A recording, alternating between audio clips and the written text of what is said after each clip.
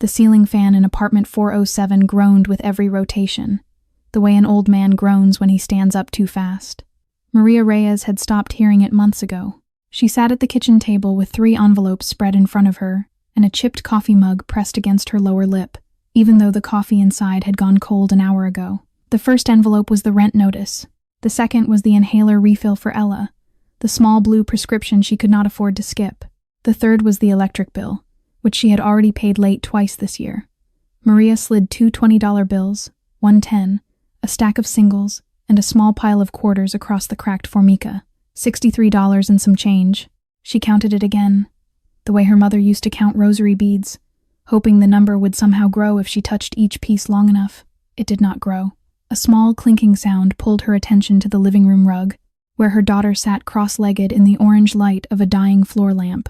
Ella was 7 years old, with dark curls that refused to stay inside any hair tie, and a chipped front tooth from the time she had fallen off the playground swing in March. On her lap rested a battered kitchen scale with a cracked plastic dome, and beside her, open to a fresh page, lay a little spiral notebook half the size of her palm. Ella was weighing a spoon.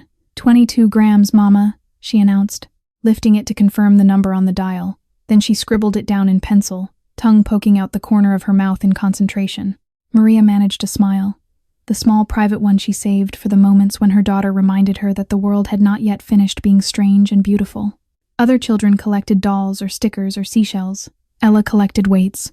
She had been doing it since she was 4, when she had lifted a paperweight off her grandmother's old desk and announced, with the certainty of a tiny prophet, that it was heavier than the cat. She had been right. The cat had weighed 7 pounds, the paperweight 8. Since then, Ella's notebook had filled with hundreds of entries, each one written in her careful block letters. A grape, 4 grams. A bar of soap, 90. The neighbor's chihuahua, exactly 9 pounds and 2 ounces. Maria called it her daughter's little game. The pediatrician at the free clinic, after 2 long evaluations, had used the word gifted, and then, more carefully, unusual. Maria had only smiled and squeezed Ella's hand. Unusual was a word she could live with. Unusual was free. The phone on the wall rang. Maria flinched. Almost no one called the landline anymore. She crossed the linoleum and lifted the receiver before the second ring. Reyes. The voice on the other end was the dispatcher from the staffing agency, talking faster than usual. I have a private event tonight. Yacht docked at Neptune Marina. 8 hours, $800 cash, plus tip pool. Are you in? Maria's free hand pressed flat against the wall. $800 was rent and the inhaler and 3 weeks of groceries. Whose yacht? A pause. The host's name is Castellano. Something cold slid along the back of Maria's neck. She had grown up hearing that surname whispered in Cuban cafes on Calle Ocho, the way older women whispered the names of saints they were afraid to invoke directly. Her own mother, before she died, had once made the sign of the cross at the mention of it. But $800, I'll take it, she said. She hung up and immediately dialed Mrs. Ortiz upstairs, the retired schoolteacher who watched Ella for $10 an hour. Mrs. Ortiz answered on the third ring, voice apologetic and breathless. Her sister in Hialeah had just been admitted to the hospital. She was packing a bag right now. Maria turned around. Ella was already standing in the kitchen doorway, notebook clutched to her chest, brown eyes enormous. I can come with you, Ella said. Baby, no, not tonight. I'll be invisible. I promise. I won't touch anything. I won't even breathe loud. Maria knelt on the cold tile and brushed a curl behind her daughter's ear. She had no other option, and they both knew it. You stay where I tell you to stay. The whole night. Promise me. I promise. Maria stood up to pack her uniform, and Ella's small voice followed her down the hallway, soft and curious as a moth against glass. Mama, she said, why do your hands shake when you hear that name? The taxi let them out at the far end of Neptune Marina, just as the sky over Biscayne Bay turned the color of a bruised peach. Maria paid the driver in carefully folded bills and stepped onto the wooden boardwalk, holding Ella's hand a little tighter than she meant to. The yacht did not look like a yacht. It looked like a building someone had stolen from a Manhattan skyline and floated out onto the water by mistake. 260 feet of black hull and gleaming chrome rose against the dock like a cathedral of money. White lights glowed from every porthole. Across the bow, in lean silver letters, ran a single name, Black Orchid. Ella tilted her head all the way back and stared, her notebook pressed flat against her chest. Mama, she whispered, I think it weighs 1,000,000 elephants. Maria did not laugh. She could not. Her throat had gone too dry for laughter. A wide gangway sloped up from the dock to the main deck, and at its base stood two men in matching black suits. The shorter one was checking names against a tablet. The taller one was simply standing there, hands folded in front of him, watching. He was somewhere in his early 40s, with a close-cut beard and the kind of stillness Maria had only seen in soldiers and in priests. He did not look at her at all when she gave her name. He looked at Ella. He looked at Ella for 3 full seconds, the way a man looks at a face he has seen before in a photograph he can no longer place. Marcus, the list. The shorter guard nudged him.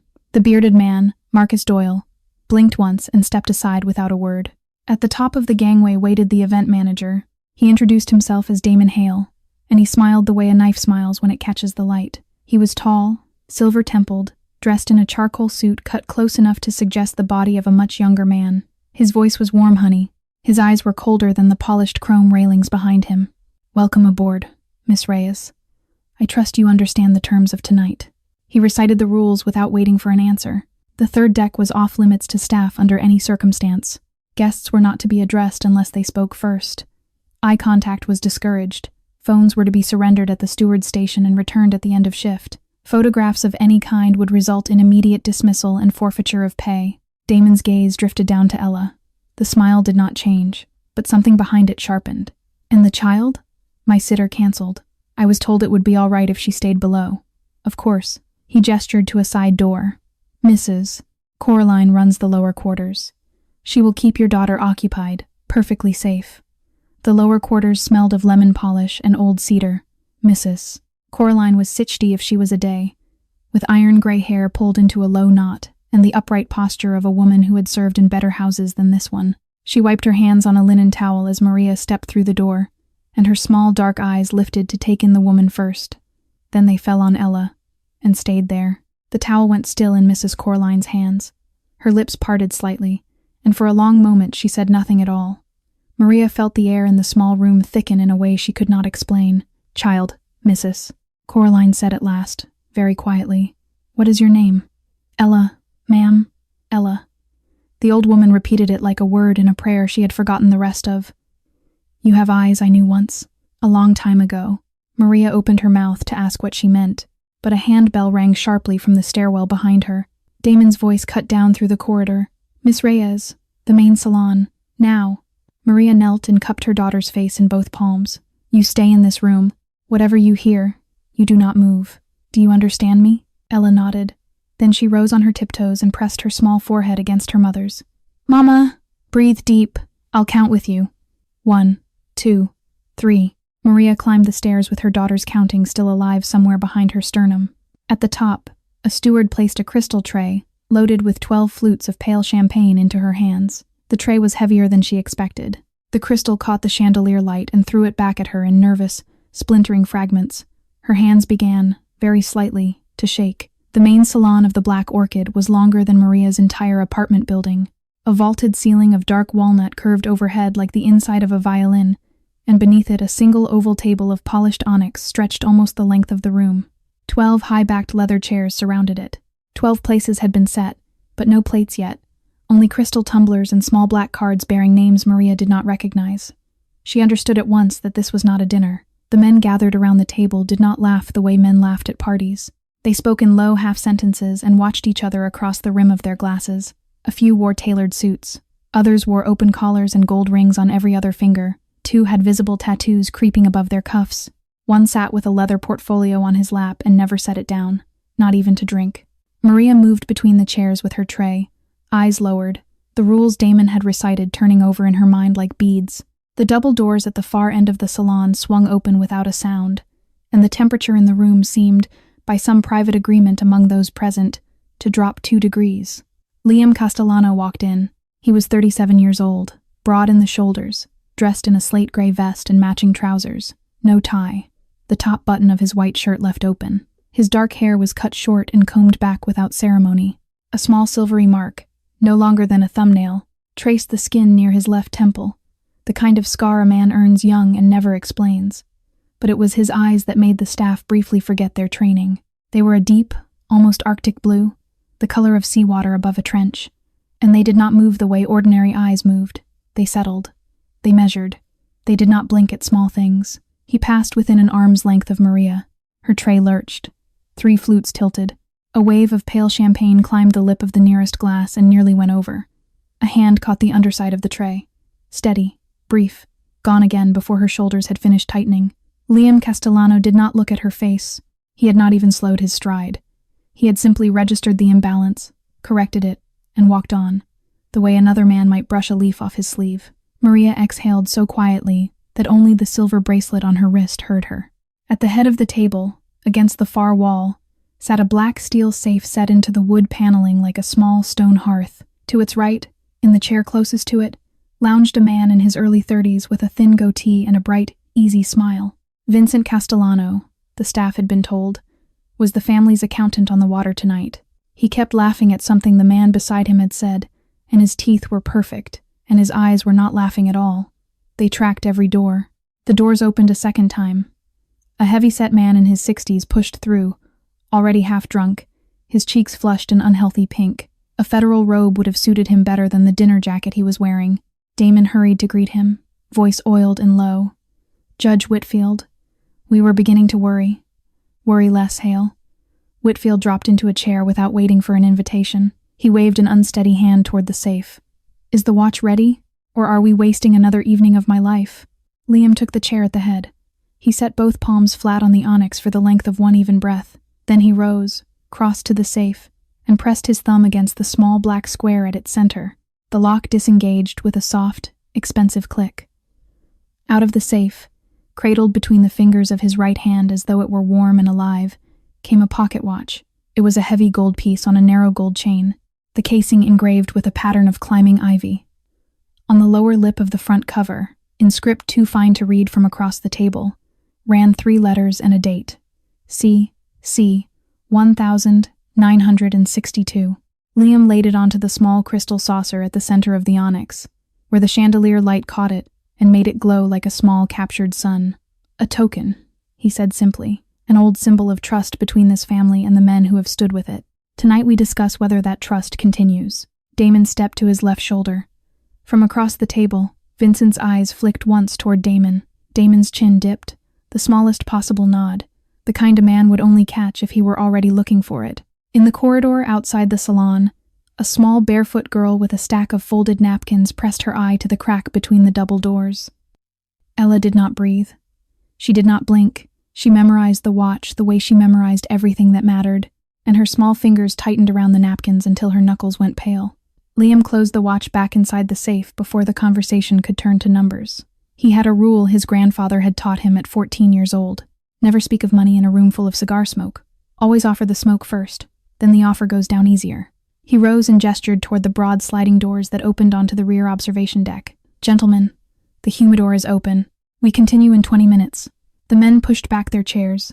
Glasses were drained. Judge Whitfield staggered a little as he stood, and a younger guest caught his elbow with the kind of patience reserved for important drunks.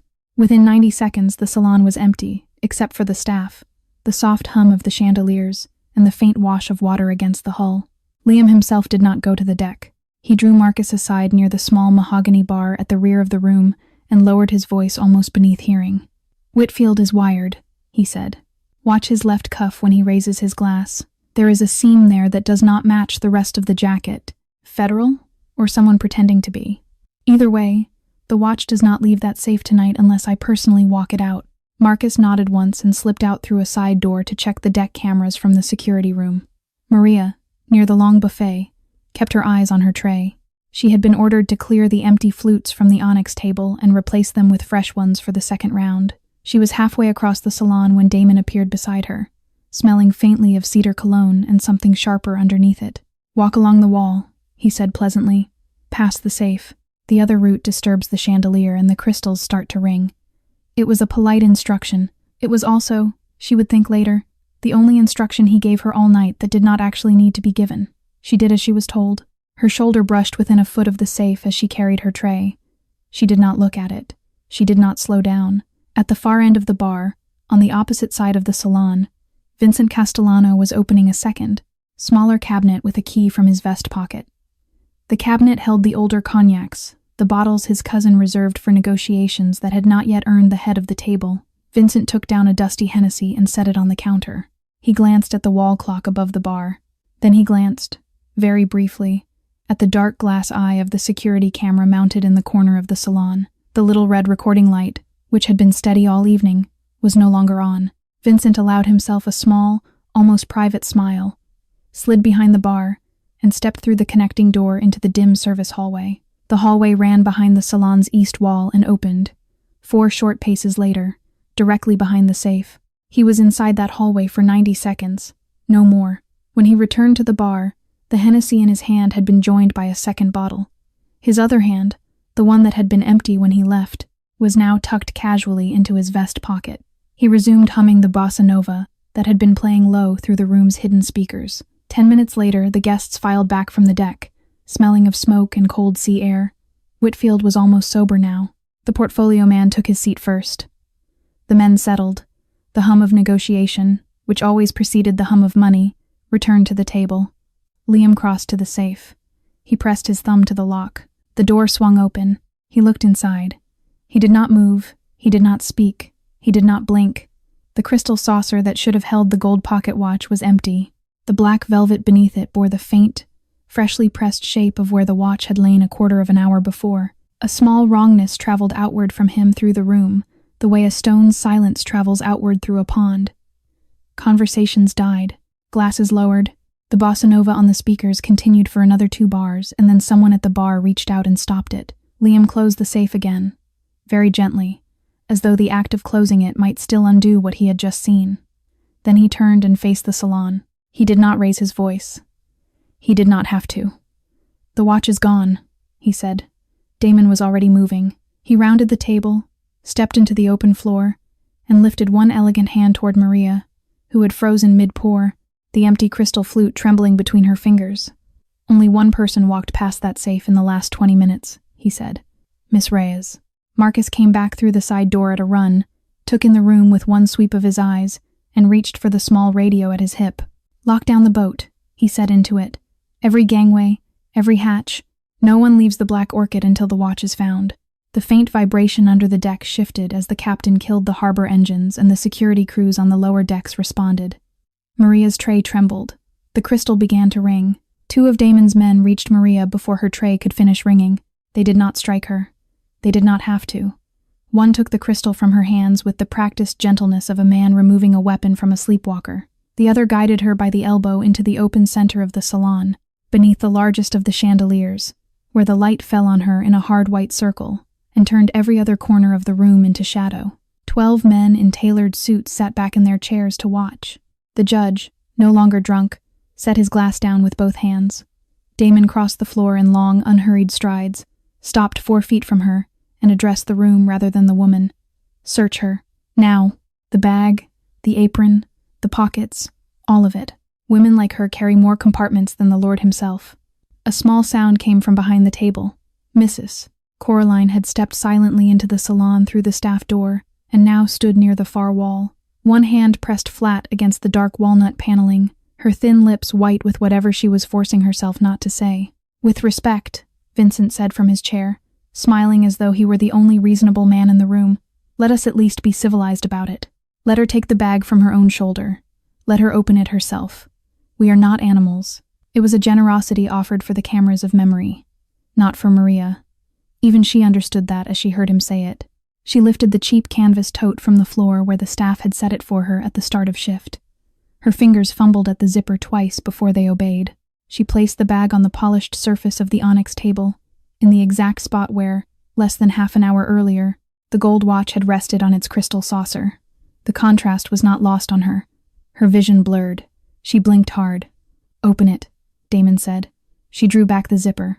A young guard with a thin mustache stepped to her side and, after a glance from Damon, slid one gloved hand into the bag. He drew out the contents one by one and laid them along the onyx like exhibits at a hearing. A worn brown wallet held together with a rubber band, 2 plastic hair clips, one missing a tooth, a tube of drugstore lipstick in a shade called Sunday Rose, a folded card from the free clinic on Calle Ocho, listing Ella's next appointment in pencil, a small paper-wrapped granola bar, a house key on a string. Maria closed her eyes. "My God," she breathed, the words barely shaping the air. "My God, No. The guard's hand went back into the bag. It came out slowly, coiled around his gloved fingers, glinting under the chandelier as though it had been waiting all evening for this single moment of light, lay a length of fine gold chain. The clasp at one end was small and ornate, a tiny gold loop shaped like a leaf. At the other end hung a snapped link, freshly broken, the metal still bright where it had been parted. The room did not gasp. The room had too much money for gasping. It simply went, all at once, very quiet. Maria's knees gave out. She did not faint. She folded, slowly, as though the floor had finally won an argument her body had been having for 30 years. She landed on the carpet with her palms flat in front of her, and her forehead almost touching her own wrists. "I have never seen that chain in my life," she said, and her voice was a whisper that somehow reached every corner of the salon. "I swear it on the only life I have ever loved. I swear it on my daughter." No one answered her. At the far end of the room, Liam Castellano had not moved. He had not spoken since the empty saucer. He stood now near the bar with his hands loose at his sides, his weight perfectly even between his feet, and he watched the woman on the floor with an attention that was neither pity nor anger. It was the attention of a man examining a piece of evidence that had been placed slightly too neatly in front of him. His arctic blue eyes flicked, just once, from the broken chain on the table to the bag, then to the spot of carpet where Maria's tray had been when Damon had first redirected her route along the wall. A small calculation moved behind his face and did not surface. Damon, sensing the silence and misreading it, pressed forward. "Captain Doyle," he called over his shoulder, voice ringing now with theatrical authority. "Radio the Coast Guard. Or, better still, gentlemen." He turned back to the table of men in suits. "We are at sea. We have witnesses. We have the goods. There is no need to involve outsiders at all. We can resolve this matter the way our families have always resolved such matters." Maria, on the floor, lifted her head, and down the long corridor outside the salon, where a small girl had been pretending to fold napkins for nearly an hour, very small bare feet began to run. The double doors of the salon slammed open with a force that no grown man in the room had used all evening. Ella came through them at a run. She was barefoot on the cold marble, the hem of a thin white nightshirt brushing her knees, her dark curls flying loose from the elastic her mother had tied that afternoon. She had slipped past Mrs. Coraline, past 2 guards, past every adult who should have stopped her, by being faster than any of them had thought to expect. She did not stop until her small body stood between her mother and the men. Then she planted her feet. She threw out both arms as wide as they would go, fingers splayed, palms forward, the way a child playing tag will swear to a friend that they have reached home base and may not be touched. "Don't you touch my mama," she shouted, and her voice cracked at the edges of the room. My mama did not take it. For one long second, the most powerful men on the eastern seaboard sat in absolute silence in front of a 7-year-old girl in a nightshirt. Vincent moved first. He pushed his chair back with a soft scrape and rose with the patient, almost pitying smile of an uncle about to lift an inconvenient niece out of a flower bed. He took 2 steps toward her. He did not take a third. Liam Castellano, without looking at his cousin, lifted one hand at the height of his hip. The gesture was small. It was nothing more than an open palm raised in the air. Vincent stopped as though he had walked into a wall of glass. He stood there foolishly for a heartbeat, and then sat back down. He kept the smile. The smile no longer fit his face. Liam did not move toward the child either. He waited. Ella's chest rose and fell under the thin cotton. Her eyes, enormous in her small face, swept the room once and came back to her mother on the carpet behind her. Then she found the man with the deep blue eyes and the silver scar at his temple, and she spoke directly to him. "My mama doesn't know how heavy it is," she said. The sentence landed in the room like a stone dropped into a glass of water. Several of the men frowned. One leaned forward. The judge, who had been about to speak, closed his mouth again. "What did you say, child?" Liam asked. His voice had changed. It was lower now, and far more careful. "My mama doesn't know how heavy it is," Ella repeated. The words were trembling out of her, but they were precise, the way a small bell is precise. If my mama had picked it up, she would know. It isn't as heavy as real gold. The one in your box, it's only as heavy as a small apple. The silence that followed was different from any silence the room had held all evening. Liam's brow drew together, almost imperceptibly. The pocket watch his grandfather had carried, the watch that had passed from the old man's coat to his father's drawer to his own private safe, weighed slightly more than 180 grams. A small apple weighed roughly half of that. The girl, in her bare feet, in her borrowed shirt, had just told him that the object he had personally lifted onto the crystal saucer at the start of the evening had not been heavy enough to be what it was supposed to be. He had thought, when he had set it down, that it had felt strange in his palm. He had told himself it was the cold of the safe. He had been wrong, and he had not known he was wrong until a child told him. He took one slow step closer to her. He did not crouch. He did not raise his voice. "How would you know that?" he asked. Ella's small left hand crept into the breast pocket of her nightshirt and drew out a battered spiral notebook half the size of her palm. She held it up to him with both hands, the way a child in another century might have held up a hymnal. "Because I know how heavy things are," she said. "I always know. I write them down." Liam reached out. She let him take the notebook. He thumbed it open near the front, and his eyes moved down a page of careful block letter entries. Spoon, 22 grams. Soap, 90. Mrs. Ortiz's Chihuahua, 9 pounds 2 ounces. Mama's silver bracelet, 11 grams. Page after page of small, honest weights, in the handwriting of a child who had been measuring the world for half her life. He turned another page. He turned another.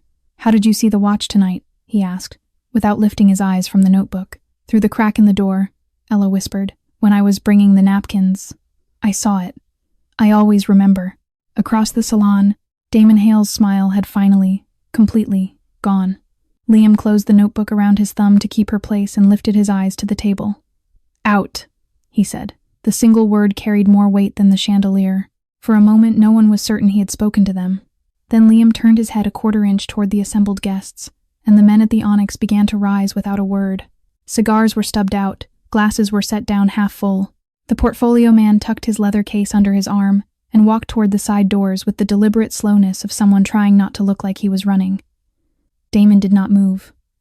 Liam, his voice was tight, and the smooth honey of it had cracked open to show what had been underneath all evening. "You cannot be serious. You are going to take the word of a child? She is protecting her mother. Of course she is. That is what children do. Out, Damon. This is theater. This is a stalling tactic." The chain came out of the woman's bag in front of 12 witnesses, and you are going to out, now. Liam had not raised his voice. He had only lowered it half a register. It was enough. Damon's mouth shut. He gathered his composure off the floor in pieces, smoothed his jacket, and walked toward the doors. At the threshold he paused, glanced once at Vincent, and went out. Vincent had stayed in his chair through all of it, watching his cousin with an expression of polite concern. He rose now as if reluctantly and folded his napkin onto the onyx with a careful crease.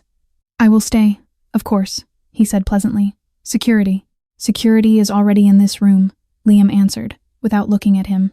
Marcus stepped forward from the side door where he had quietly returned. He set one broad hand on the back of Vincent's chair. "After you, Mr. Castellano." The two cousins looked at each other for a beat that lasted longer than it should have.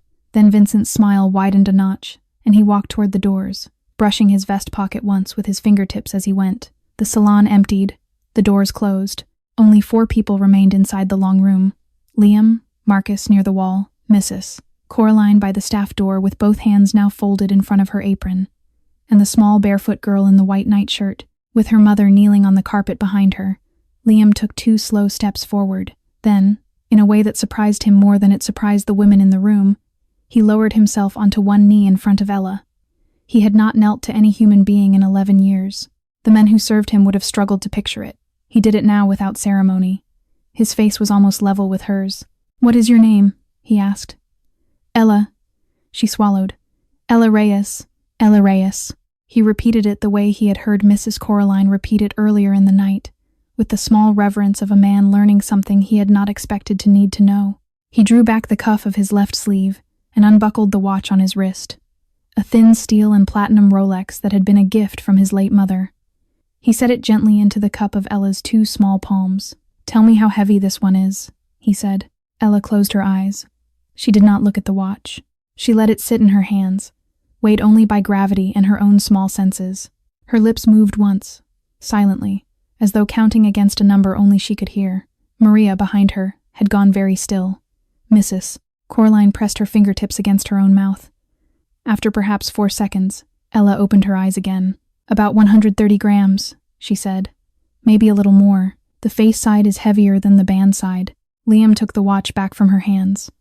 He did not look at it. He had owned it for 19 years. He knew, to within 5 grams, exactly what it weighed. The face side, with its dial and movement, was indeed heavier than the band.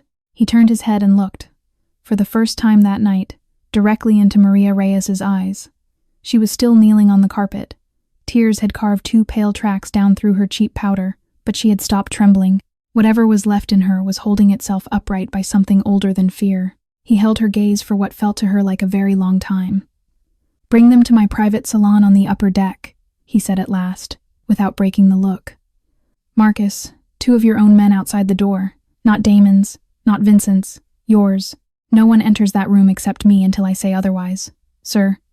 Liam rose. He helped Maria to her feet himself, his hand briefly closing around her elbow with a steadiness she had not expected from a man whose name had made her shake on the dock.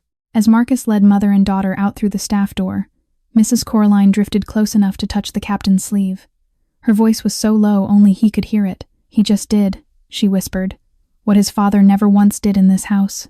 "What is that?" He listened. The private salon on the upper deck of the Black Orchid was nothing like the room downstairs. There was no chandelier here, no onyx, no men in suits. A low ceiling of stained teak curved over a small sitting area, furnished with 2 oxblood leather chairs and a long couch the color of burnt cream. A single brass lamp burned in the corner. Through the wide aft window, the lights of Miami slid past on the dark water like a string of pearls dropped onto velvet. Maria sat on the edge of the couch with her arms locked around her daughter. She had not let go of Ella since Marcus had guided them through the door. Her uniform was wrinkled at the knees from the carpet downstairs. Her cheap powder was gone. Her face, washed of it, looked younger than her 28 years, and twice as tired. Liam crossed to a small, recessed bar at the far wall. He did not turn on the overhead light. He poured a tall glass of cold orange juice from a glass bottle and a smaller crystal tumbler of still water. He carried them back without spilling either, set the orange juice in front of Ella, and placed the water on the side table at Maria's elbow. He did not pour himself anything. He pulled the second leather chair around so that he sat facing them, his knees a polite distance from Maria's, his elbows resting on his thighs. The notebook lay closed on the low coffee table between them. "Tell me everything you saw tonight," he said to Ella, "from the moment you stepped on this boat." Ella took a small, careful sip of the orange juice. She set the glass down. She picked up the notebook and laid it flat across her knees. She began at the beginning. She described the bearded guard at the gangway who had looked at her too long. She described the smell of cedar polish in Mrs. Coraline's room. She described the way the carpet in the staff corridor had a pattern of small, repeating squares, and how the squares were larger near the kitchen than they were near the salon, which meant either the carpet had been replaced in 2 pieces, or the corridor floor underneath was uneven.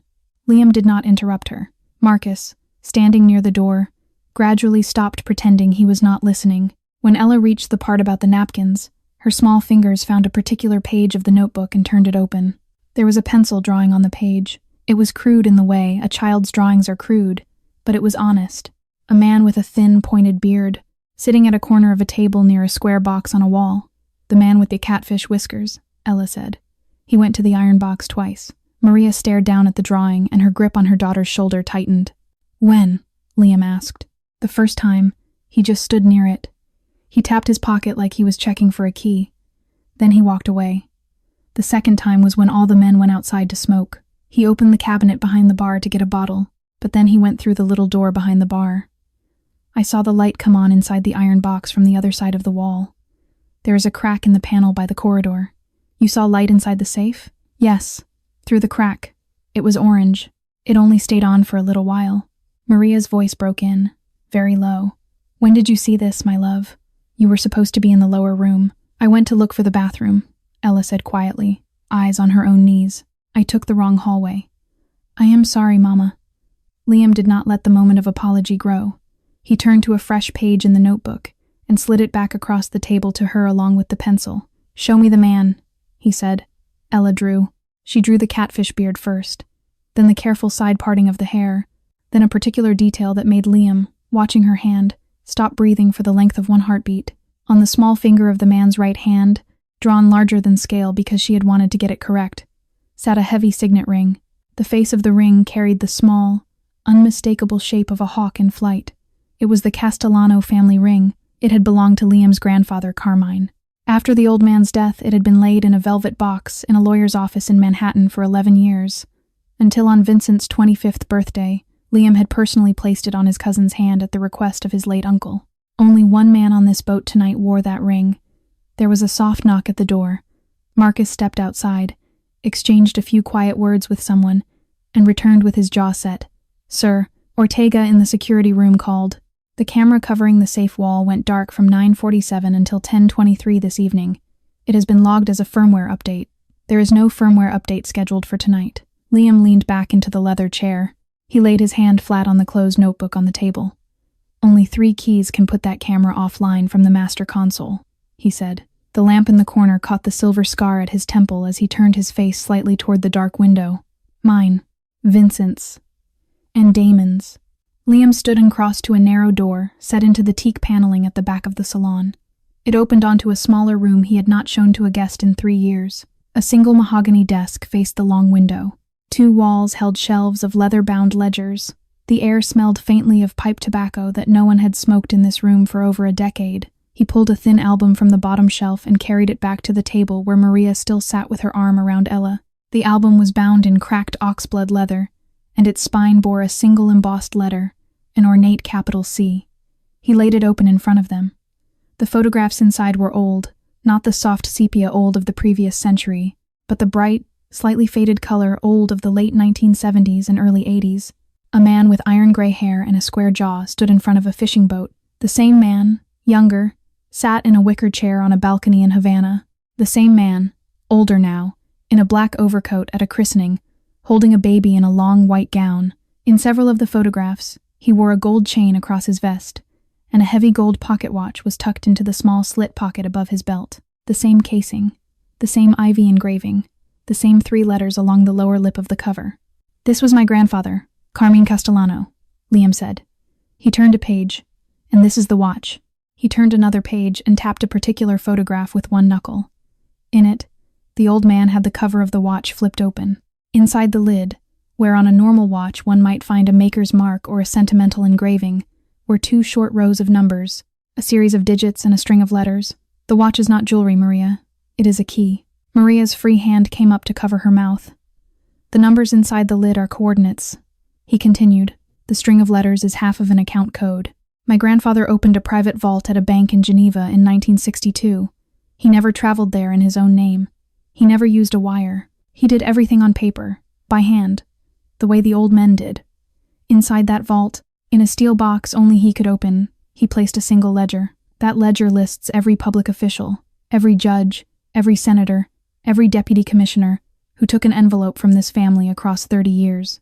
Names, dates, serial numbers from the bills. Every one of them confirmed by his own handwriting. Marcus had stepped back into the room behind him. Marcus had heard part of this once before, from the old man himself on his deathbed. Marcus did not move. "My father called it the Black Book," Liam said. "He inherited the watch from my grandfather, and then he inherited me. He kept the watch in a humidor for 19 years, and used it to keep men in line who needed reminding what their grandfathers had done. He gave it to me on the night before he died. I have kept it for 5 years. "Why are you telling me this?" Maria whispered. "I should not be hearing any of this, because in 3 weeks I had planned to use it." He looked up at her. "I was going to walk that watch into a federal building in Washington and trade it for the only thing this family has never been able to give me." A door out. The room was quiet. Even the engines of the yacht, 2 decks below, seemed to have lowered themselves out of respect. "You were going to leave?" Maria's voice cracked on the last word. "I was not born for this work. My father decided I was. There is a difference. I have been quietly pulling our holdings out of the dirty side of the books for 2 years. The watch was the last brick. With it, I could buy immunity for the men of mine who deserve it and cooperation for the rest. Without it, I have nothing to trade. Without it, I am only another Castellano with a passport that is starting to attract attention." "And Damon knew this?" Maria asked. "Damon arranged tonight's meeting. The judge was here, in his version of events, to make a discreet bid on the watch as a private collector. That was the cover. The real plan, almost certainly, was that Whitfield would arrive with sealed federal paperwork already prepared and seize the watch as evidence the moment it was produced. I would have lost my leverage. Damon, who introduced him to me, would have walked away clean. The Castellano name would have been buried under a federal indictment within 6 months, and the man who replaced me at the head of this family would not have been chosen by me. He did not have to say the cousin's name out loud. Maria pressed both hands flat against her stomach as though steadying herself against a wave. A sharper question, however, had lit somewhere behind Liam's blue eyes. He turned slowly back toward the album, then toward the closed door of the salon, then toward the small notebook still resting on the coffee table. "If the watch in my safe tonight was light enough that a child could feel it was wrong," he said softly, "then the watch in my safe tonight was not the real one." The silence that followed was not the silence of fear. It was the silence of a man, late in a long night, finally beginning to understand the size of the hand that had been moving him. "Where then," he said, almost to himself, "is the real one?" A soft knock came at the door of the private salon. 3 taps, evenly spaced, the way a careful servant has been knocking on doors in well-kept houses for 40 years. Mrs. Coraline did not wait for an answer. She stepped inside carrying a small silver tray with a porcelain teapot, a single cup, and a saucer of plain butter cookies arranged in a half-moon. She set the tray on the coffee table without looking at the album that lay open on it. She poured a careful inch of pale chamomile into the cup and slid it toward Ella. "For the little one," she said. "It will help her sleep when the time comes." Ella, who had been watching the adults with the patient eyes of a child accustomed to listening longer than she was supposed to, accepted the cup with both hands. Mrs. Coraline did not leave. She straightened, smoothed the front of her apron, and turned her gaze to the woman on the couch. "Miss Reyes," she said, "may I ask you a question that no one has asked you tonight?" Maria nodded slowly. "Do you know who your father was?" The question was quiet. The question, even so, felt like a hand laid on her sternum. Maria pulled Ella a little closer. "My mother told me he died before I was born," she answered after a moment. "Some accident at the docks." She did not like to say the name. She used to call him Eduardo when she had to call him anything at all. "I never met him. I never saw a photograph." Mrs. Coraline drew a small folded square from the inside pocket of her apron, a square of stiff old paper that had been carried inside that pocket for many years. She unfolded it twice and laid it on the coffee table beside the album. It was a photograph faded to the color of weak tea. A young man in his early 30s, square-jawed and dark-haired, stood on a wide stone terrace with his arm around the waist of a slender woman in a pale linen dress. The woman was Cuban, with a long braid lying over one shoulder and dark, serious eyes. She held a basket of cut lemons against her hip.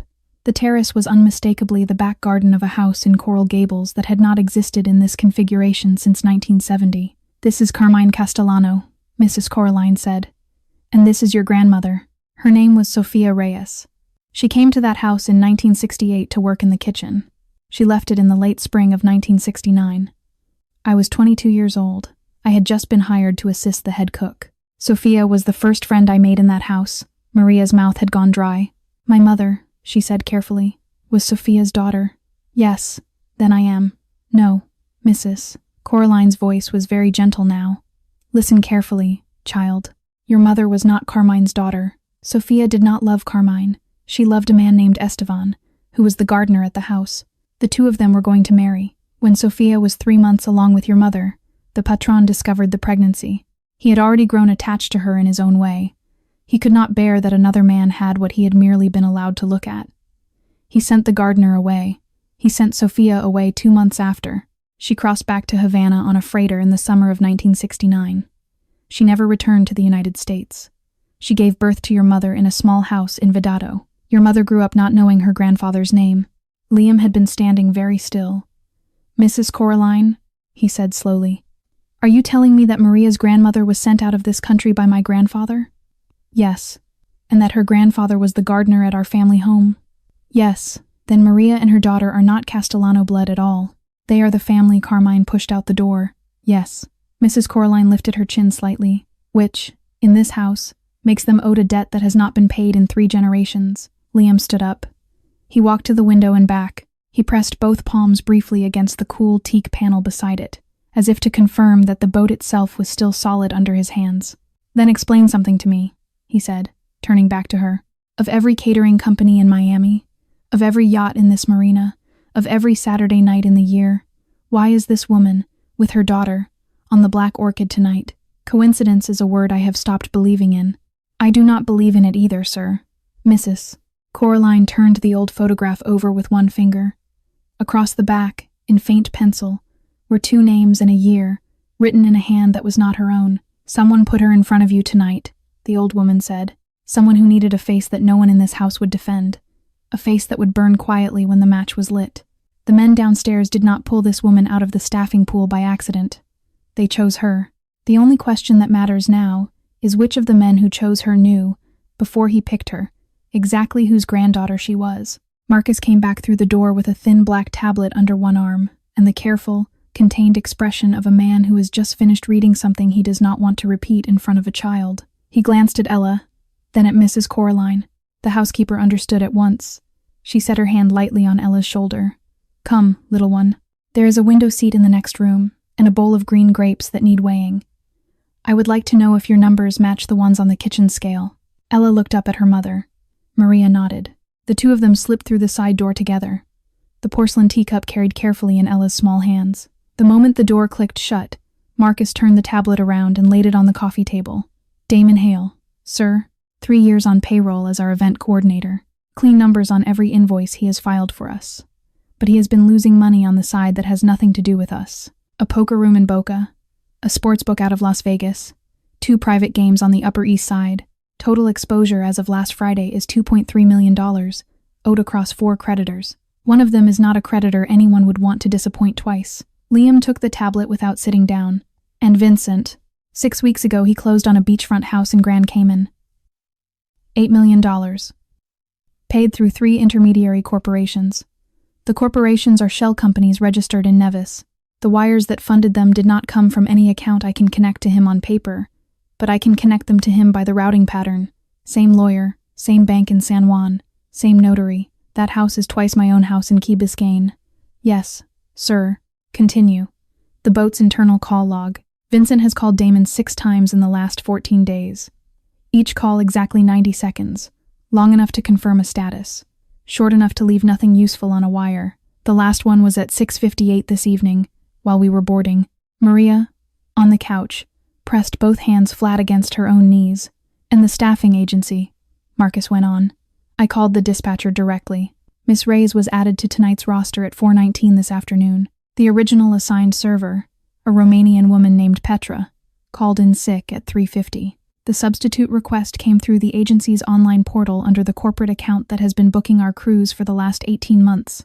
The account was opened in the name of a private contact identified as Edward Reeves." Liam's eyes lifted from the tablet. "Edward Reeves is not a person. No, sir.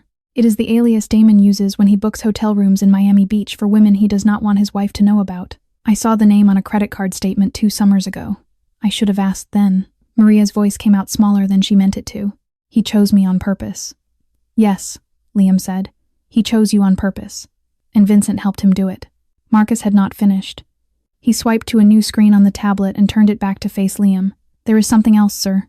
I had Ortega run the safe's internal log against the boat's master clock. The biometric record shows the safe was opened 5 times this past week. 3 of those entries match your fingerprint and your daily routine. The other 2 do not. They occurred at 3:19 on Tuesday morning and at 1:42 on Friday morning. Both times, the camera covering the salon was offline for a logged firmware update. Both updates were initiated from the master console. Both updates were approved using a key that does not belong to you and does not belong to me. Vincent's. Liam drew a slow breath in through his nose. "He swapped it last week. That is my reading, sir. The watch you laid on that crystal saucer at dinner tonight was already a copy. A good one. Heavy enough to fool a man who was not paying attention. Light enough to feel wrong to a child who weighs everything she touches. The original is no longer in the salon safe. It has not been there since Friday morning. Then where is it now? Somewhere on this boat that Vincent can reach without going past my men. There is only one place that fits, his personal box in the lower stateroom. I had the layout pulled. He had a small wall safe installed there 9 months ago, against your father's old standing order. He paid for it out of his own pocket and labeled the work as cabinetry." Liam set the tablet down with great care. The pieces, having been laid out, began to assemble themselves on their own. "Tell me how you read the rest of the night," he said. Marcus did not hesitate. He had clearly already read it. Step 1, the swap, already done. The real watch is below us in Vincent's safe. Step 2, the dinner theater. Tonight the judge arrives, the watch in the public safe disappears, and a face nobody will fight for is found holding the chain. Step 3, the cleanup. Miss Reyes and her daughter do not leave this boat alive. They are last seen being escorted to a holding room by your security, and never seen again. Step 4, the frame. The story that goes out tomorrow is that the head of the Castellano family lost his temper over a stolen heirloom and killed a young mother and a small child in front of witnesses on his own yacht. The judge testifies. Damon corroborates. Vincent inherits. You go to a federal prison for the rest of your life. The black book goes with him to Geneva inside the cover of the real watch by Friday. Maria had stopped breathing. Liam looked. For one long moment, at the closed door behind which his daughter, and that was suddenly the simplest word, for what Ella had become to him, was helping a 60-year-old housekeeper weigh a bowl of green grapes. They were going to kill a child, he said. Yes, sir. They still are. 2 decks below, in the smaller stateroom, Vincent kept for himself when the family used the boat. The burner phone on the nightstand vibrated against the wood. He had been pacing for the last 20 minutes, jacket off, sleeves rolled to the elbow. He picked up the phone and read the message in a single glance. Liam is in the upper salon with the woman and the child. The Captain Doyle is with him. The girl is talking. Move now. Vincent did not curse. Vincent never cursed when it was useful to think. He crossed to the small wall mirror above the dresser, ran his palm once along the line of his thin goatee to settle it, and slid the burner phone into his back pocket. Then he picked up the boat's internal handset from the dock by the bed and pressed the line that connected directly to the bridge. Reggie, he said pleasantly, when the line picked up. 2 things. First, kill our outbound communications. All of them. Satellite, radio, the courtesy, Wi-Fi, the cell repeater, everything. I want this boat to disappear from every screen on shore for the next 3 hours. Second, change heading. Take us out beyond the 12-mile line and keep going. The voice that answered was hoarse and tired and entirely without surprise. Mr. Liam will notice. Mr. Liam is busy, Vincent said, and by the time he is not, the bonus we discussed last week will already be in your daughter's account in Tampa. Yes, sir. Good man. He hung up and walked out into the corridor. 2 decks of the Black Orchid lay between him and Liam's salon, and there were at least 6 security men still on the boat tonight who would have followed his cousin into a burning building. He intended to make sure none of them reached the upper deck before he did. He turned left at the intersection and walked into the small radio room aft of the bridge ladder. The technician on shift was a man Marcus had hired 3 years ago. Vincent did not waste time speaking to him. He drove a heavy crystal ashtray from the side table down onto the back of the man's skull, caught the body before it hit the console, and laid it almost gently on the floor. Then he turned to the equipment. He did not know how to use any of it properly. He did not need to. He knew how to break it. He pulled a small black multi-tool from his pocket, flipped out the steel pry bar, and went to work on the satellite transmitter, the marine radio, and the redundant emergency beacon. The last one took him a full minute. He was sweating under his collar when he finished. He smoothed his vest with the same hand that had just snapped a $30,000 antenna feed in half. He stepped out into the corridor again and lifted the burner phone. Phase 2, he said. Top deck. Hold the staircases. No one comes up. No one goes down. Out on the rear observation deck, Damon Hale had drawn Judge Whitfield aside near the railing. The wind had picked up in the last hour. The lights of the marina had grown smaller and farther apart on the dark water behind them. There is a complication, Damon said quietly. Castellano is asking the kind of questions men only ask when they already know an answer they do not like. We are finishing this tonight. Whitfield, who had sobered considerably since the salon, set his glass on the rail with both hands. You told me, in plain words, that this would be a clean theft, he said. A trinket goes missing. A maid takes the blame. The watch ends up in my evidence locker by morning. That was the deal. You did not say anything to me about killing a young woman. You did not say anything at all about a child. The plan has not changed. The plan has very much changed, Hale. Damon turned to face him.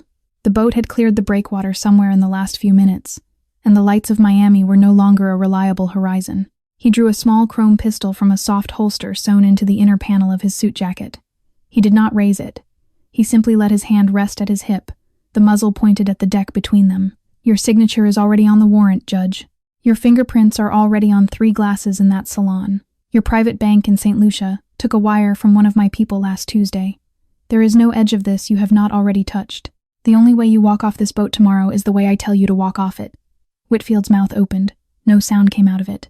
3 decks above them, Liam stood very still in the center of his private salon with his hand resting on the back of the leather chair. The faint vibration that had been running through the floor since dinner had changed direction. The yacht was no longer holding her position off Key Biscayne. She was turning south and east, picking up speed, heading for water deep enough that nothing dropped into it would ever be found. Marcus came back through the door for the third time that night. His face did not need to say it. "Sir, we have lost satellite. We have lost shore radio.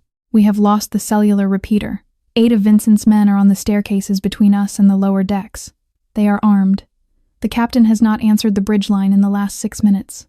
Liam looked at Maria, who had risen from the couch without realizing it, and at the small girl who had just come back through the side door with Mrs. Coraline's hand in her own. "I brought the 2 of you onto this boat tonight," he said quietly. "I am going to be the one who walks the 2 of you off it." Ella crossed the room without hesitation and slid her small hand into his. She tilted her head back and looked up at his face the way she had looked up at the yacht itself a few hours earlier, with the pure, careful curiosity she gave to anything she had not yet measured. "You have a scar there," she said. The tip of her free finger lifted toward his left temple, hovering an inch from the skin without touching it. "Right there. It's small, but it's old." Liam looked down at her, and for a moment he forgot the 8 armed men on the staircases. No one had ever pointed at that scar before. Liam had carried it for 28 years. His own valet, who shaved the line of his jaw with a straight razor every other morning, had never mentioned it. The 2 women he had been close to in his life had touched it once each and let it go. The men around him had learned long ago which silences belonged to him and which did not. The scar near his left temple lived inside one of those silences. A 7-year-old in a borrowed nightshirt had reached past all of it on her first try. "It looks like the one on Mama's forehead," Ella said. Her finger had not actually touched his skin. It hovered there, careful and certain. "Both of them are from someone who hit you, right?"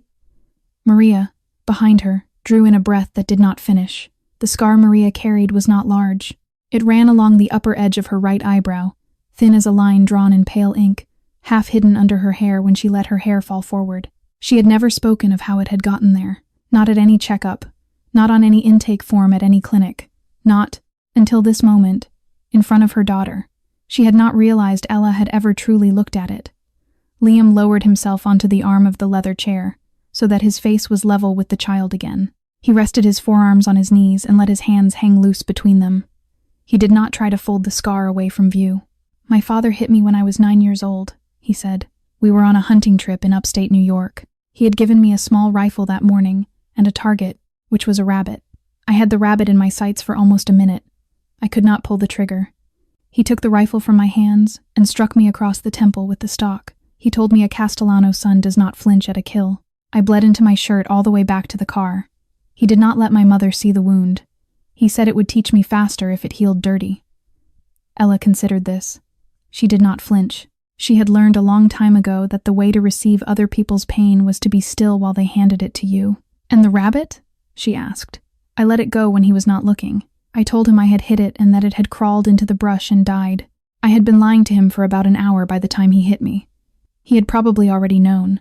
Maria spoke into the small silence after, without looking at either of them. "Mine is from Ella's father," she said. Her voice was steady, more steady than she expected it to be. "I left him the night he did it. Ella was 13 months old. He was holding her when he raised his hand at me. I took her out of his arms and I walked out of that apartment in my socks. I have not seen him since. He does not know our address. He does not know her school. He does not know the pediatrician she goes to.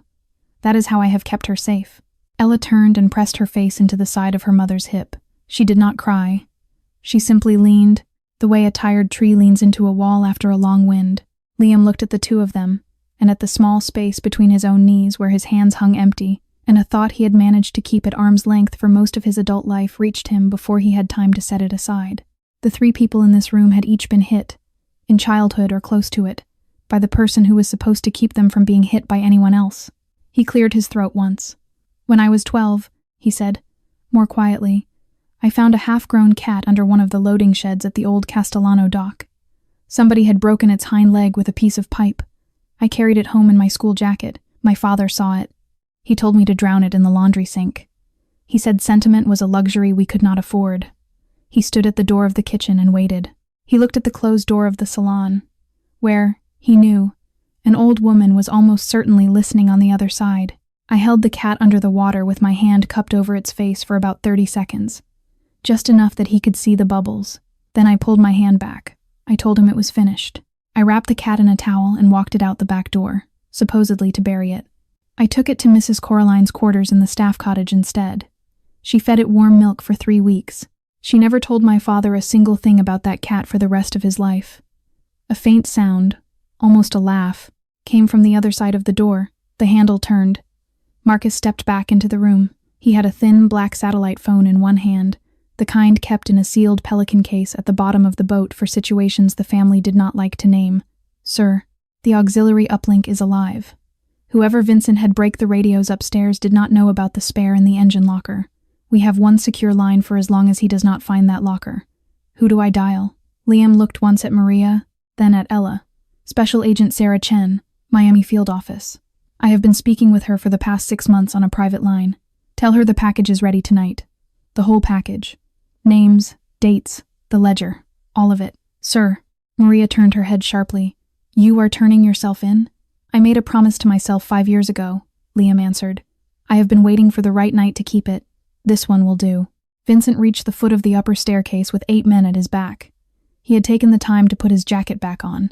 He had taken the time to comb his hair. He had also taken the time to slide a compact pistol into the small leather holster at the base of his spine, the way his uncle had taught him at 16, before any of these men had ever heard the name Castellano. He raised one hand, palm flat. The men behind him stopped. "Marcus," he called up the stairwell, in the warm voice he reserved for cousins and bartenders. "Step aside. We do not want this. None of us do. Hand over the woman and the child, and we walk away from each other." Marcus stood at the top of the stairs, with 3 of his own men spread along the landing behind him. He did not call back. He simply lifted his service weapon, sighted carefully 2 feet above Vincent's left shoulder, and fired 1 round into the steel beam of the staircase ceiling. The crack of it slammed off the polished walls of the corridor and back down the stairs. Plaster dust drifted onto Vincent's hair. It was a warning. The next shot was not. Vincent's pistol came up from the small of his back in one smooth motion, and the round he placed went through the spindle of the banister where Marcus's hip had been a half-second before. Wood splintered. A second round followed, then a third. The men on Marcus's landing dropped behind the heavy carved balustrade and answered with controlled bursts down the stairwell. A bullet, fired at a poor angle from below, traveled up the curve of the staircase, glanced off the brass rail at the top, and punched a clean hole through the carved teak door of Liam's private salon at the height of a tall man's chest. Inside the salon, Liam moved before the sound of the impact had finished crossing the room. He hit Maria and Ella sideways at the waist and rode them both down to the carpet behind the couch. The leather backing took the next ricochet with a muted thump. Glass somewhere on the bar shelf cracked. "Down," he said, although the women were already down. "Stay down." Mrs. Coraline did not get on the floor. She was already at the far wall of the salon, both hands pressed against a section of the wood paneling beside the bar. With the practiced flick of a fingernail at a hidden seam, the panel slid aside on a recessed track, revealing a narrow opening half the height of a man. "Cassius built this in 1978, she said, without turning around. "Your grandfather did not trust his own dining room. Move. Now." Liam did not waste a second arguing.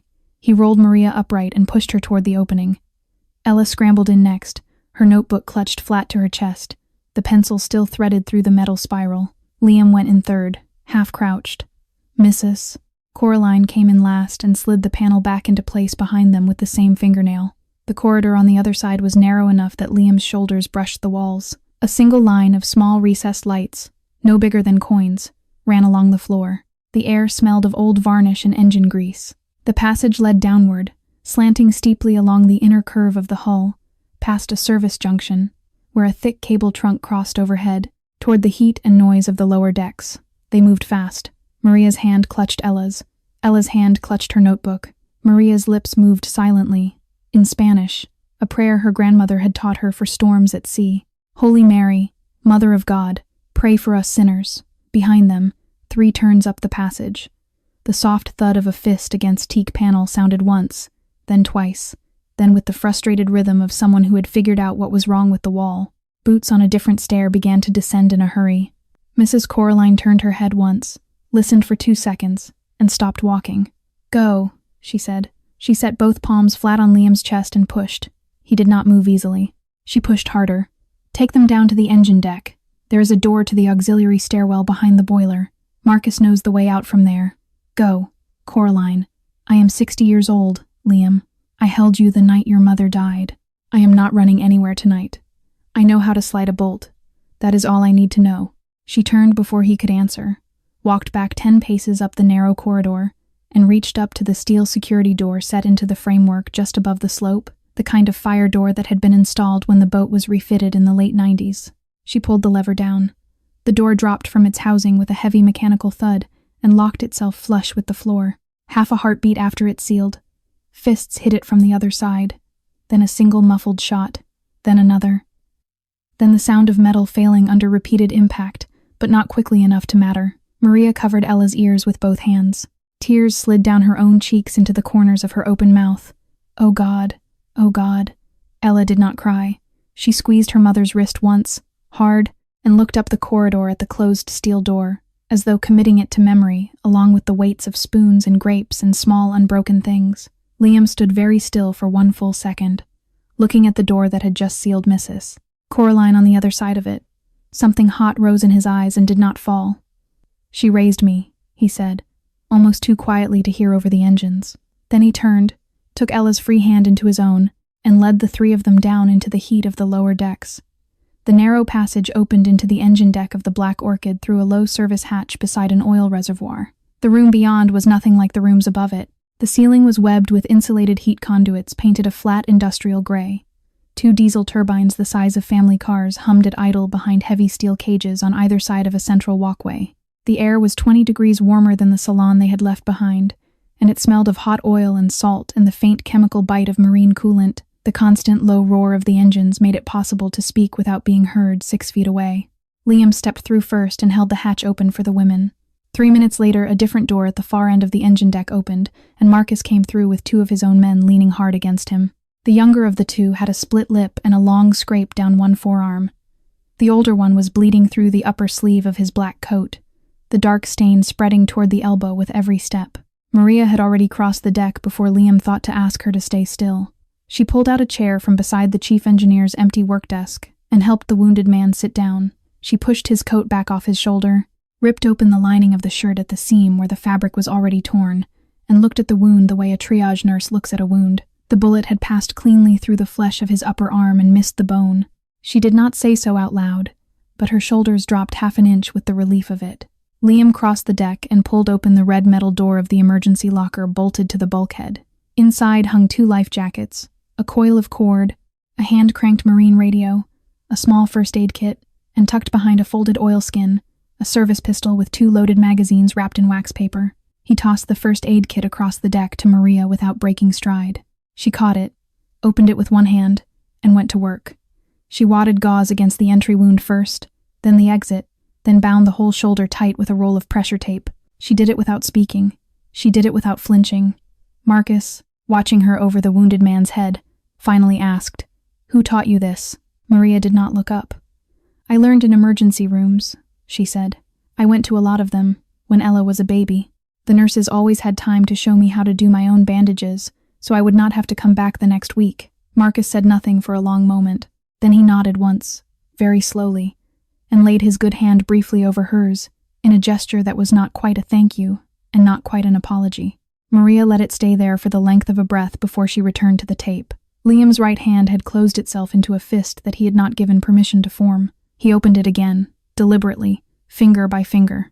Across the deck, Ella had wandered out of the small group of adults, and was doing what Ella did. She walked along the bulkhead, one hand trailing along the painted steel, eyes going over each pipe junction and each conduit cluster, every now and then bending to peer behind a duct. She looked, on the engine deck of an 80-meter yacht, exactly the way she had looked in her mother's kitchen at the age of 4, surveying the territory. She stopped. She tilted her head. "Mr. Liam." He came at once. She was crouched beside a fat, insulated heat conduit that curved out of the bulkhead and disappeared into the floor. Behind it, almost flush with the wall, the steel paneling had been cut, fitted with hidden hinges, and resealed. A small black combination dial sat at chest height, painted to match the surrounding metal so well that an adult walking past would not have looked twice. "There is a box," she said. "I can hear something inside when I tap it, and it is heavy. Whatever is in it, it is heavy the right way." Marcus was already at her shoulder. So was Liam. The dial, fortunately for them, was not a true safe lock. It was a cheap mechanical job, the kind used on lockers in private clubs. The kind a man would install if he wanted privacy from staff but could not risk a paper trail through the boat's official maintenance log. Marcus took out a slim multi-tool, worked the back of the dial loose in under a minute, and pulled the door open. Inside lay a small black velvet pouch. Liam lifted it. He could feel the weight of the object through the cloth before he had untied the drawstring. He drew the watch out into the orange overhead light of the engine deck, heavy gold casing, a pattern of climbing ivy, 3 letters and a date along the lower lip of the cover. C. 1962. Liam thumbed the catch open. Inside the lid, in tiny, precise script he had only seen in one other place in his life, ran 2 short rows of numbers. The real watch. He was going to walk this off the boat tonight, Marcus said quietly. After he was done with the rest of the night. After he was done with us, Liam said. He closed the watch in his palm. All right. He turned to face the 4 people in the engine deck who were now looking at him. Then we have a weapon. He laid out the plan in short sentences, the way he had learned to lay out plans in rooms much louder than this one. Marcus would take Maria, Ella, the wounded man, and the second guard down the auxiliary stair to the rear lifeboat station. He would launch the smaller orange tender, drop it into the water on the lee side where the bridge could not see, and put 2 miles between the boat and the women before Vincent's men finished battering through the steel door upstairs. Liam himself would go up alone, by the front service ladder. He would walk into the empty main salon, sit at the head of the onyx table, set the real watch on the saucer where the fake had sat, and turn on the voice recorder of his phone. He would let Vincent and Damon come to him. He would let them say what they had done, in their own words, on their own time. And while they were saying it, the auxiliary satellite uplink in Marcus's coat would already have done its work. Special Agent Chen will have a helicopter in the air within 12 minutes of my call going through, he said. She has been waiting for that call for half a year. All we have to do tonight is stay alive long enough to give it to her. The auxiliary lifeboat station sat tucked under the lee of the rear deck, hidden from the main bridge by a curve of the upper hull. A small orange tender hung from a pair of weathered davit arms, its outboard motor folded against its hull, its emergency rations sealed inside a watertight compartment at the bow. Marcus moved across the open platform in a low crouch with Liam covering the inner staircase behind them. He flipped the safety latch on the davit cradle and showed Maria, in the space of 40 seconds, what a woman with no boating experience needed to know to keep the small craft alive on the water. This is the throttle, forward only, push it gently. The motor is already fueled. This compass on the dash points north. You hold a heading of 285, that puts you toward the lights on the South Miami coast. You do not turn around. You do not stop. If a Coast Guard cutter finds you, you go with them. If anyone else finds you first, you put the throttle full open and go past them. Maria nodded once. She was no longer trembling. Whatever frightened version of herself had collapsed under the chandelier hours earlier had been steadily replaced, over the course of the night, by a version that was simply a mother with a job to finish. When the lifeboat was uncovered and ready to lower, Liam handed the wounded guard down to the second man, who had already climbed inside. The wounded man took the seat by the motor. The second guard took the bow. Then it was Ella's turn. She did not climb in. She crossed the small ochre platform on her bare feet and walked straight up to Liam and wrapped both her arms around his thigh, the only part of him she could reach without him bending down. Don't die, she said into the fabric of his trousers. He went down to one knee on the wet deck. Listen to me, Ella Reyes, he said, very quietly, only to her. I have done a great many bad things in my life. Some of them I do not yet know how to apologize for. But tonight I am going to do one thing right, and I am going to do it because of you. Her chin came up. She thought about that for a moment, the way she thought about everything. Then her small left hand crept once more into the breast pocket of her nightshirt and drew out the spiral notebook. She held it up to him, both hands cupped under it, the way she had handed it to him hours earlier in the salon when the whole world had still been pretending she was a child making excuses. You can borrow this, she said, but that means you have to come back, so you can give it to me again. That is the rule when you borrow. Liam took the notebook from her hands. He had been given many things in his life, a surname, a signet ring, the keys to a yacht, a vault in Switzerland. 2 daughters of senators had once handed him their phone numbers on the same evening at a benefit in Palm Beach. None of them had ever made him feel what he felt now, kneeling on a wet deck on a yacht heading for international water, holding a battered child's notebook in his hand. I will bring it back to you. Promise. I promise. Maria stepped close enough to touch his sleeve. She looked at him the way a person looks at someone they have only just begun to see properly. There was no romance in the look. There was no ambition. There was only the careful, almost startled recognition of one human being at the end of a long night by another human being who had earned the recognition the hard way. "Why are you doing this for us?" she asked. "You owe us nothing. We are no one to you," he answered without thinking, which surprised him as he heard himself say it. "You are not the first cleaning lady someone has used as a face for somebody else's crime, but you may be the last one I let anyone do that to." She held his eyes. For a moment that lasted longer than the lifeboat could really afford, two people who had walked very different versions of the same hard road simply looked at each other and let themselves be seen. Then Maria turned, knelt, and pressed her lips against the top of her daughter's head. "Mama is not leaving you," she whispered. "Mama is going with you. We go together. Always." Marcus held the boat steady against the davit chains. He helped Maria over the gunwale first. He lifted Ella next, both hands under her arms, the way an uncle would lift a niece into a swing. Maria caught her and settled her into the small seat at the center. Just before the lifeboat began its descent toward the water, Ella reached into the pocket of her nightshirt one more time. She pulled out a small object Liam had not yet seen on her tonight, and she held it out to him over the side of the boat. It was a tiny plastic kitchen scale, the kind a child might keep in a dollhouse, pink, cracked along the rim. Probably the first thing she had ever owned that had taught her how heavy the world could be. "You need it more than me," she said. "Take it." Liam closed his fingers around the cheap pink plastic. Something in his chest, which had been holding very still for almost 12 years, moved a quarter inch and stayed in its new place. He smiled. He had not, he realized as he did it, smiled like that since before his father died. The davit chains rolled. The lifeboat dropped past the rail. The orange hull splashed into the dark water and turned its bow at once toward the distant lights to the southwest, the small motor coughing once and then catching. Liam stood and watched the boat shrink against the water until he could no longer see his daughter's curls. Then he turned and walked back into the yacht to keep his promise. Liam came up the front service ladder alone. He took the corridor to the main salon at a walking pace. He did not hurry. A man who hurried into a room of armed cousins lost the room before he reached the chair. He had learned that at 21, in a back room in Brooklyn, from a bookmaker his father had paid him to break. He pushed the double doors of the salon open with his shoulder and stepped through. The long onyx table waited under the chandelier. The crystal flutes had not been cleared. Somewhere in the bar mirror, a small red dot from one of the chandelier bulbs reflected back at him as he crossed to the head of the table. He sat down. He laid 3 things on the polished black surface in front of him. The real pocket watch, on its narrow gold chain, dead center on the same crystal saucer that had borne the fake. A short tumbler of single malt poured 2 fingers high from the bar. His phone, screen down, voice memo running, the small green light pulsing once a second along the bottom edge. He did not draw a weapon. He did not need to be seen drawing one. He folded his hands on the onyx and waited. Vincent came through the doors 30 seconds later. He did not come in alone. 4 men flanked him, 2 on each side, weapons up and angled into the corners of the salon as if they expected an ambush. Vincent himself held his small chrome pistol level at Liam's chest as he walked in. He stopped 12 feet from the head of the table. His face changed. He had expected a fight. He had not expected his cousin sitting down. Liam tilted his head slightly toward the watch. "This is what you wanted, Vincent." He gave the saucer a small push with 2 fingertips. It slid an inch across the onyx in Vincent's direction. The chain glinted. Vincent's eyes flicked from the watch to Liam's face and back again. For a heartbeat, the man who had spent 6 months planning the only night of his life that mattered hesitated. Greed won. It usually did.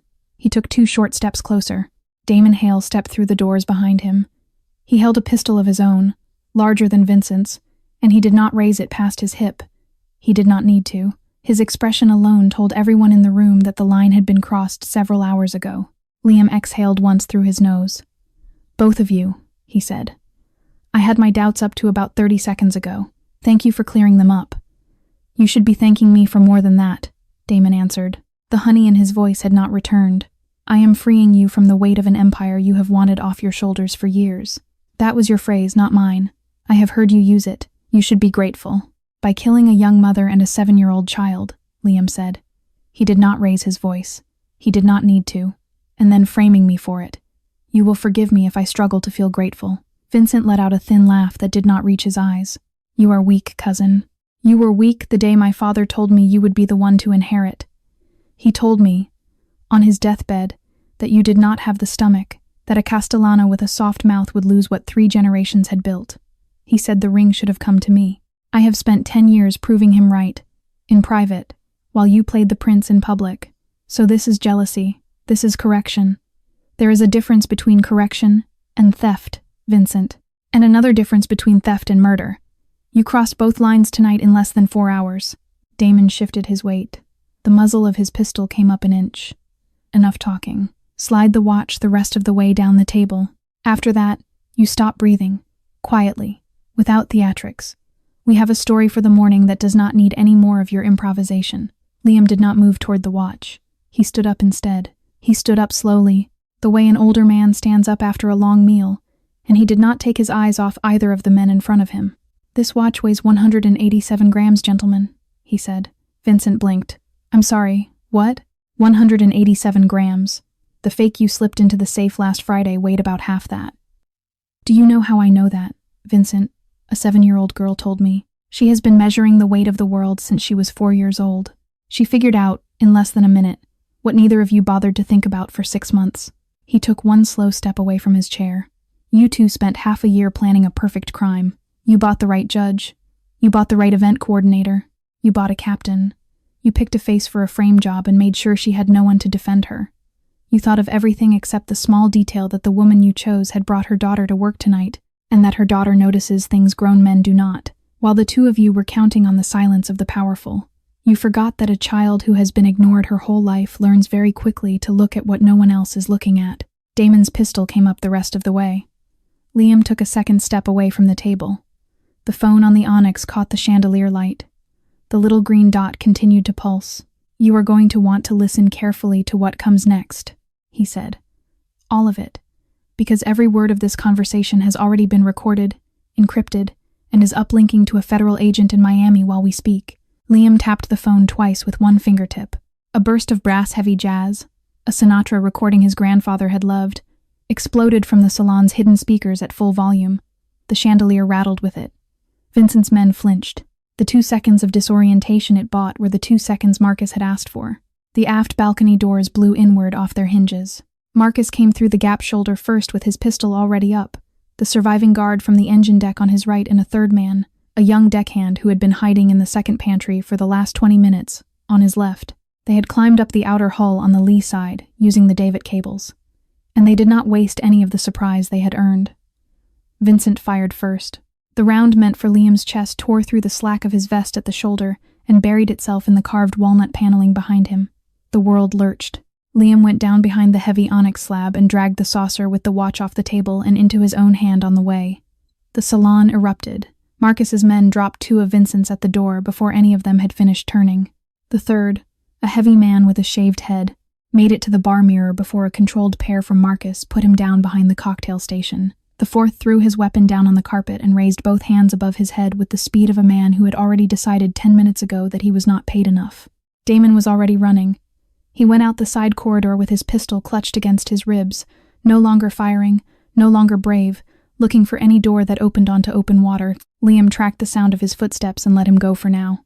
He had a closer problem. Vincent had taken cover behind one of the 2 crystal columns that flanked the head of the table, slim cylinders of cut glass nearly 2 meters high that the designer had installed to scatter chandelier light. Liam was behind the matching column on the opposite side.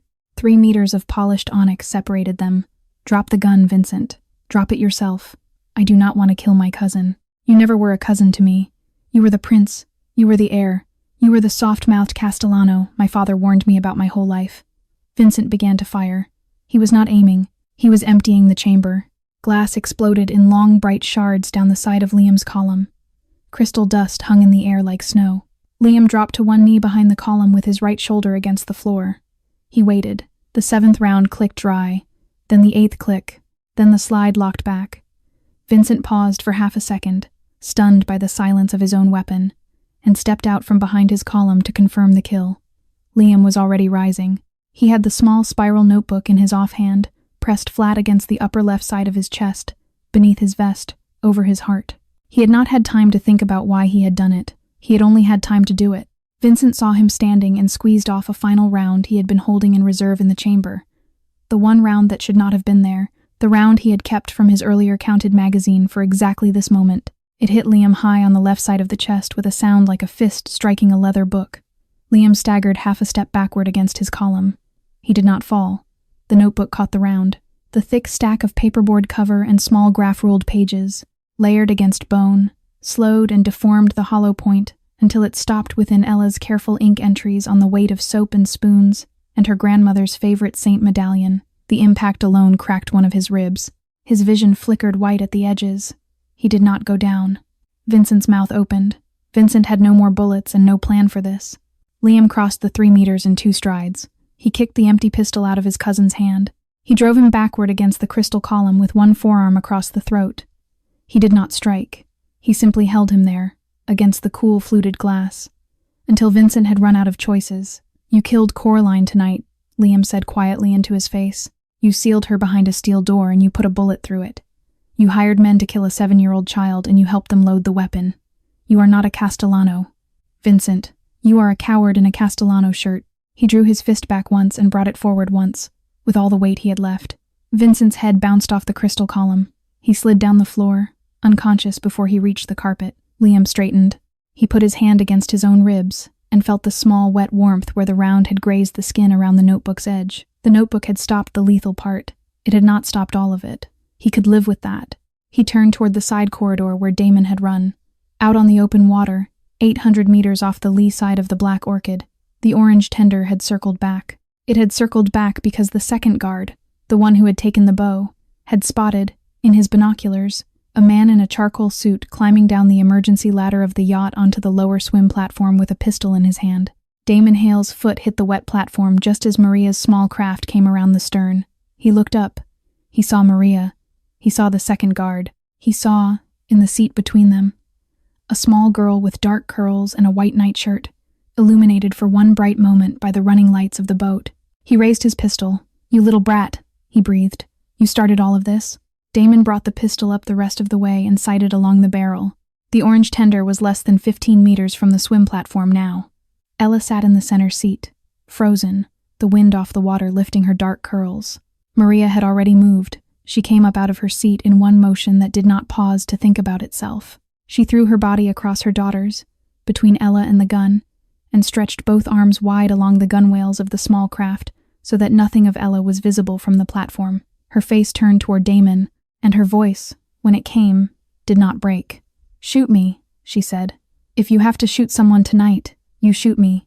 You do not touch my daughter." The wounded guard at the bow was already trying to bring his good arm up with his weapon. The second guard at the stern was still fighting the throttle around to bring the boat broadside. A white pillar of light fell out of the sky onto the swim platform. It came down so suddenly and so completely that Damon raised his free arm to shield his face. The water in a 15-meter circle around the lifeboat went silver-white. A mechanical roar that had not been there a second earlier filled the air above the yacht. Black water boiled outward from the downwash. A loudspeaker cracked through the noise. "FBI, drop your weapon. Drop it now. Hands where we can see them." A second helicopter swept around the bow of the Black Orchid, its searchlight finding the upper observation deck and pinning it. Damon's face cycled through 3 expressions in less than 2 seconds.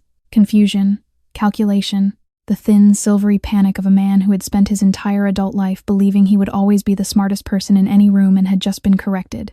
He did not drop the gun. He turned slightly, the muzzle still tracking toward the orange boat, and his finger tightened on the trigger. A voice spoke behind him. "Damon." It was quiet. It was not the voice of a man with a weapon. Damon, turning, was not certain why he turned. Some old instinct of subordinate to superior, perhaps. Some last vestige of the polished, honey-voiced event coordinator who, until a few hours ago, had still believed he was running tonight. Liam stood 3 meters behind him on the swim platform. His hands were empty. His left side was wet with blood from his ribs to his hip. His face was set in the perfectly calm expression of a man who already knew how a sentence ended. "Turn around for me," Liam said. Damon turned all the way around. That was the mistake. A single shot cracked from the rear balcony of the second deck above them. The round caught Damon in the wrist of his shooting hand. The pistol jumped out of his fingers and skittered across the wet platform. Damon hit the deck on his knees with a high, breathless sound and clutched his bleeding arm against his chest. Marcus lowered the rifle on the balcony. Liam crossed the platform in 4 long strides. He drove a knee into Damon's back, brought both wrists together, and used a length of nylon mooring cord pulled from the base of the swim ladder to bind them. He did the knot tight enough that Damon would feel it for a week. "You are going to prison for a long time, Damon," he he said into the man's ear. "Every word you said upstairs is on a federal server in Miami. Every name you used is going on a sheet of paper tonight. Every favor you ever called in is about to be very politely declined."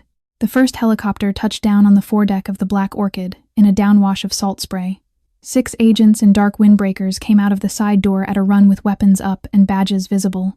The lead agent, a small, dark-haired woman in her late 30s with sharp eyes and the unmistakable bearing of someone who had been waiting for this night for half a year, walked the length of the deck without hurrying. Liam met her at the stern.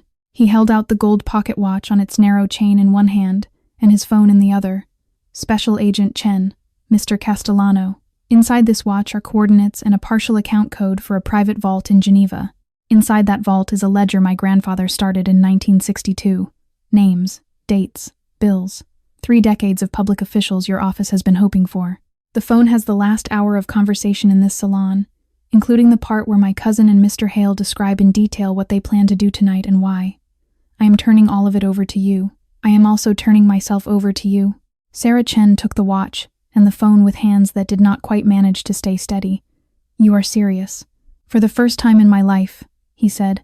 "I am completely serious." She nodded. She did not say what she was thinking. She would later, in private, say it had been the strangest moment of her career. Right now, she only signaled to her team and told them to secure the salon, the bridge, and the radio room. Liam turned away from her and walked to the edge of the swim platform. The orange tender was already alongside, and Maria was already lifting Ella up over the rail. The girl hit the deck on her bare feet, stumbled once, and ran. She did not run to her mother. Her mother would always be there. She ran to the man at the rail and threw both arms around his thigh, as though she had been waiting all evening to do exactly that. "Mr. Liam," she said into the fabric of his trouser leg. "Do you still have my book?" He reached into the inner pocket of his vest with his good hand. He pulled out the small spiral notebook, her name in block letters on the cover, her careful columns inside. A small black bullet still embedded near the spine, surrounded by a scorched ring of paper, half hidden in the pages where she had once written Mama's silver bracelet. 11 grams. "You saved my life tonight, Ella Reyes," he said quietly. 6 months later, Neptune Marina wore the soft, washed light of an early Florida spring. The Black Orchid was no longer there. The yacht had been seized by federal marshals on the morning after the long night, and the slip where it had once cast its shadow now held a smaller fishing boat with the name Sophia's Hope painted in pale blue letters along the bow. The newspapers, in the months between, had been busy. Vincent Castellano had taken 25 years on charges of conspiracy, attempted murder, racketeering, and the killing of a 60-year-old housekeeper named Coraline Whitmore. Damon Hale had taken 25 as well, on a parallel sheet of charges, plus the additional weight of the threats he had made on a federal recording to a child. Judge Edwin Whitfield had been stripped of his robes and given 15, in a courtroom presided over by a colleague who had not been able to look at him during sentencing. The Castellano empire itself had been taken apart, gently and thoroughly, like an old piece of furniture being moved out of a house. The clean assets, the legitimate shipping concerns and real estate holdings that had been quietly separated from the dirty side of the books over the previous 2 years had been folded into a new charitable trust. Liam had asked, through his lawyers, that it carry only one name, the Coraline Foundation. It had begun its work that winter, providing legal aid, housing, and medical care to immigrant women trafficked through the southern coast. Liam himself had taken 18 months in a low-security federal facility outside Pensacola. The cooperation deal had cost him every dollar of personal wealth. He was unwilling to surrender to the trust, every peer his family had ever owned, and the surnames standing in 3 cities. He had signed the papers in a small, fluorescent-lit room without looking up once. Maria Reyes had been offered the directorship of the foundation. She had declined the title. She had accepted, instead, a salaried position as a community coordinator, working out of a small office on Calle Ocho, 3 blocks from the apartment where she still lived. She had enrolled that fall at Miami-Dade College, evening classes, social work major. She kept her old canvas bag from the catering days hanging on a hook by her front door because, she said, it reminded her where she had started. Ella had begun 2nd grade at a public school 4 blocks from the apartment. Her notebook collection had grown to 7 volumes. Her teacher, a patient woman named Mrs. Powell, had stopped trying to discourage the weighing habit and had started asking Ella to weigh the classroom hamster every Friday for the Science Journal. The morning Liam walked out of the federal facility, he had asked the staff not to call anyone. He had wanted to walk out alone. It had felt, after 18 months, like the only honest way to begin whatever came next. The bus from Pensacola let him off at the south end of Neptune Marina just before 9 in the morning. The wind off the bay smelled of salt and warm boards. He carried a single duffel bag and the small pink plastic kitchen scale a child had pressed into his hand on a wet deck on a different lifetime. He turned the corner past the harbor master's office and stopped. A small girl in a yellow school dress stood at the foot of the boardwalk. She was holding a brand new spiral notebook against her chest. She had grown almost 3 inches in the last half year. Her dark curls were tied back with a green ribbon. Her 2 front teeth, both of them, were finally fully grown in. "You gave back the old one," Ella said, when he was close enough to hear. "But I want you to keep this one. I already wrote the first page for you." He set the duffel down on the boardwalk and took the notebook with both hands. He opened it. On the first page, in careful pencil, 3 small figures stood under a single rose tree. A man with a faint scar by his temple, a woman with dark hair tied back, a small girl in a yellow dress between them. Across the top of the page, in her best block letters, ran a single word: family. He did not trust his voice for a moment. A woman stepped out from behind the harbor master's office, carrying a paper cup of coffee in each hand. Maria's hair was longer now. There was a college textbook tucked under one arm. She handed him one of the cups. "She made me come down here," Maria said. "She said you should not have to walk alone today. I do not know how to be a brother. You will figure it out." Ella reached up and took his free hand on one side. She took her mother's on the other. She tugged both of them gently in the direction of a small blue car parked along the curb. "Come on," she said. "It is my birthday. Mama already made the cake." Liam Castellano, the man once whispered about along the Atlantic seaboard as the king of the pier, walked between a mother and a daughter toward a small blue car on a Saturday morning, holding a child's notebook in his free hand. The man who had once been able to silence a room with his footstep had finally learned the only lesson his father had never been able to teach him. Real power was never the ability to make another person afraid. Real power, in the end, was the simple, almost embarrassing courage required to become someone a child was willing to trust. Dear friends, what this story quietly reminds us is that the truth does not always belong to the people with the loudest voices, the largest bank accounts, or the longest list of allies. Sometimes the truth belongs to the smallest person in the room, the one no one bothered to silence because no one believed she was old enough to matter. A mother's dignity, held upright in front of people trying to break it, can plant a seed that grows into a family she never expected to find. A man with every reason to look away can still choose, on the right night, to look closer, listen carefully, and stand between a child and the people who would have hurt her. If this story moved you, please take a moment to like this video, share it with someone who needs to hear it today, and subscribe to our channel so you do not miss the new stories we share every day. We would truly love to hear what you felt while listening. Has there ever been a moment in your own life when someone smaller, younger, or quieter than you spoke a truth that changed everything for you? Please tell us in the comments below. We read every single one, and your words mean more to us than you know. We wish each and every one of you watching today good health, gentle days, joyful evenings with the people you love, and a heart that stays open to the people around you. Thank you for spending this time with us. Goodbye for now, and we will see you again in the next video.